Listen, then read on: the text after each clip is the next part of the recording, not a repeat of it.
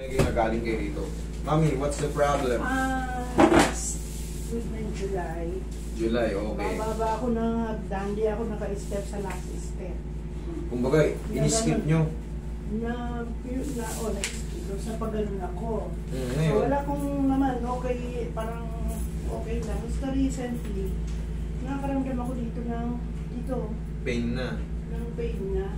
Ito yan, no? Sasabi ko siguro mayroon tapos May nabago na.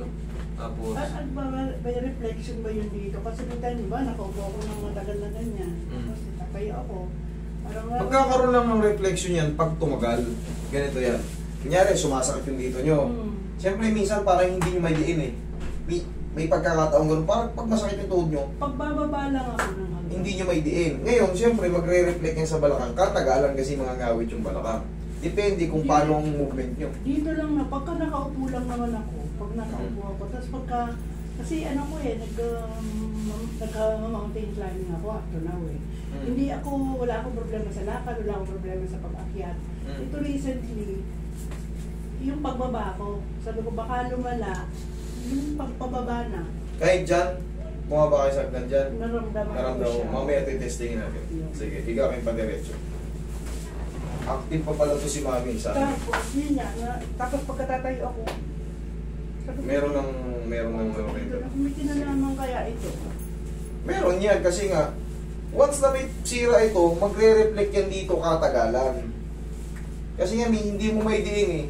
Hahanap ka ngayon ng puwersa na sa susunod na mga joint. Hahanap ka ng gagabay sa'yo eh. Which is balakang. Pero malabong maging connected, ito sumakit din yung dito mo. Ay, hindi yun. naman. Kaya nga, yun ang malabong connected. Pero yan, sa balakang, tsaka yan, connected yan. Kasi sa walking natin.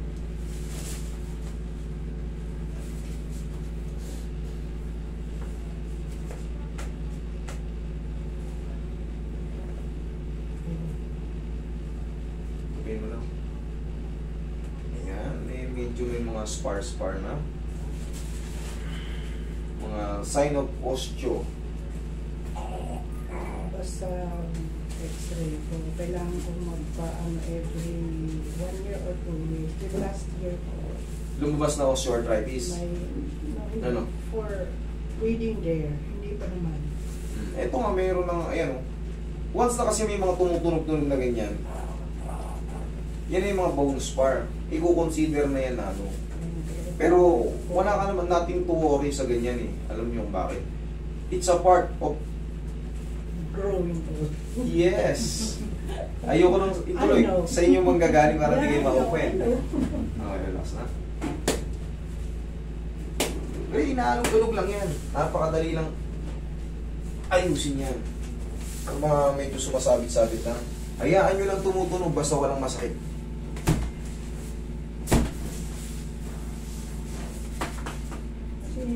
Lalo na pag malamig. Oo. Pag malamig yan, sasabit.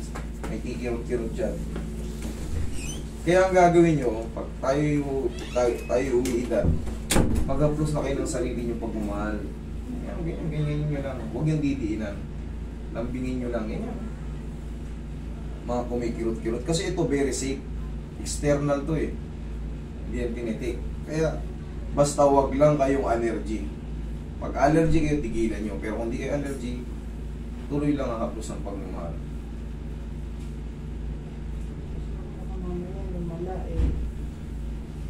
Ilang taon na po ba si Mami ngayon? 68. Going to 69. Kita mo naman, active pa sa mga hiking. 68, di ba? Mag-iingat lang kayo ha, palagi. Bawal kayong matumba. Yan ang pinaka-iingatan. Brittle na tayo, bawal kayong matumba.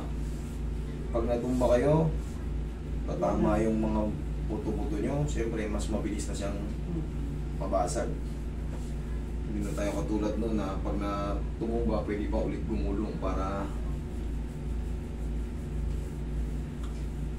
pagka may edad na, pag natumba, parang tinibang saging yan. Bakit gano'n, naging date ang nung pagka ko, di naman siya sumasakit. Hindi nag-create pa yun, Mami. Kaya nga sabi ko, habang tumatagal, sasaluhin yan sasaluhin niya ng ibang joint na kasunod. So, mas okay pala na wag agad. Hindi kasi, isang set na rin yan kung sa ganito kayo lalapit. Isang set na rin yan, kumbaga makakarati na rin yan, tatamaan na rin yan. Oops. Tatamaan na rin yan. Damay ko na to.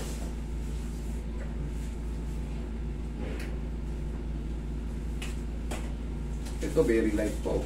Very light na. Ayun.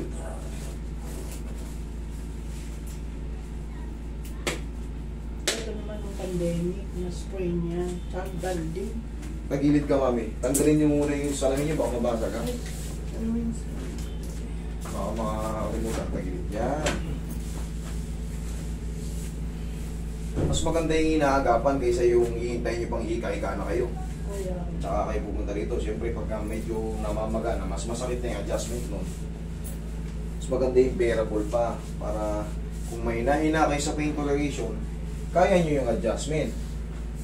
Pagka kasi maga na, at tsaka kayo pupunta sa magandang adjustment, masakit talaga. Okay, relax na. Isa pa, huwag mong tigasan.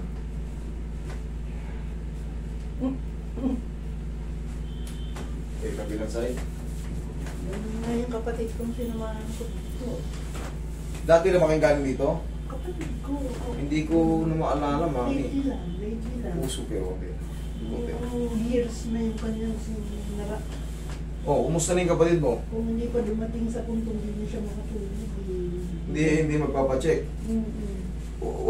Yung ganito kasi, sa bagay, choice nyo yan eh. Kung ayaw nyo talagang ipatabig kayo rin naman ang kayo rin naman ang mahirapan. Para sa akin, payo ko lang. Pagka alam yung medyo may pakutik-kutik na, nairita-irita na kayo ng pakunti-unti, patabig nyo na. Relax lang. Namutan nyo lang. Yun, sige pa.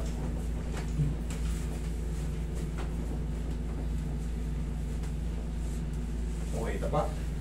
Buti ka, napanood ka na sa Facebook.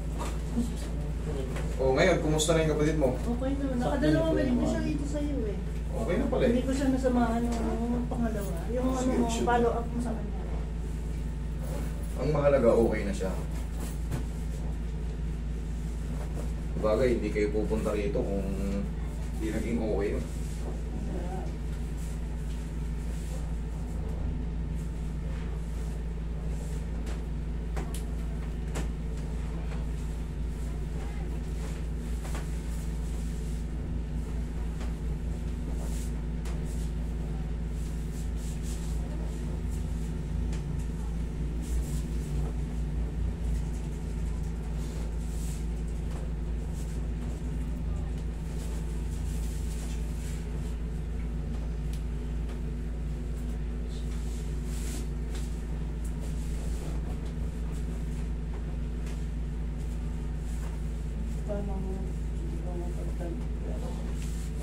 Mami?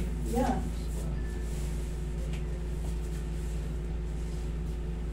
Lagyan ko yan ng video na laglag. Sasabi ko. Ganito ka. Hawa ko yung tuhod mo. Diba? Malay. Ulay. Okay, good. Tayo ka. Sa umaga, pagising natin. Kaya sa kunyari, umaga na. Pagising natin. Ganito. Sige. Yun yung exercise. Lakasan mo. Oo, lakasan mo konti. Yan, isa pa. Yan lang. Mananatili kayong bata. Kumbaga, Yan yung exercise. Sa morning walk exercise lang. tama yun. Kahit hindi O, ako ngayon. ba? Very good. Pero yun nga, yun nga yung ano ko lang, ano nga ako nga, ang fear ko lang na pag lately, pag bumababa ako, siyempre mabigat ang katawan mo, di ba? So, nararamdaman mo. Ngayon, testingin natin. Sige, punta ka na sa agda. Tingnan natin. Balik ka lang dito pag ano. Sige, testing. Testing.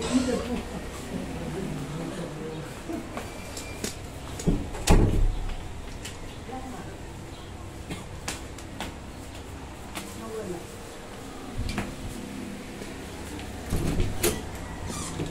Hey! Oh, okay na. Wala. Sige. Oh, di okay na. Wala. Okay na. Diba? Basta yung tinuro ko sa inyo, yung ginagawa nyo, tama yun, very good kayo. Ganyan Para yan. manatili kayong ano. Okay? Every morning yan, oh. Very good. Thank you. Ikaw naman, dito ka. O, isa